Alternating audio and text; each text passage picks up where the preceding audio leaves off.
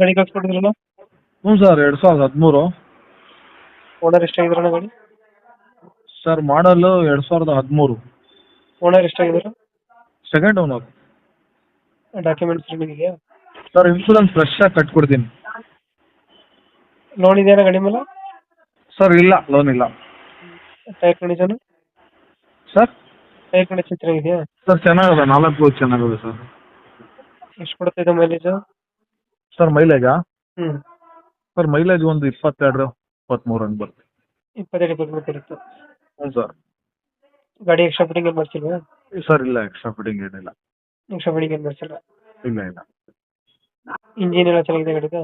Fine ಆಗೈತೆ sir. ನೀಟಾಗೈತೆ. ಹಾಂ ಎಷ್ಟು ಕೊಡುತ್ತೆ ನಮ್ಮ ಮೈಲೇಜ್ ಇದು ಗಾಡಿ? ಸರ್ 22 23 ಬರುತ್ತೆ. 22-23 ಕೊಡುತ್ತೆ. ಹ್ಞೂ. ಲೊಕೇಶನ್ ಎಲ್ಲಿದೆ ಗಾಡಿ ಇದು? ತುಮಕೂರಲ್ಲಿ ಸರ್.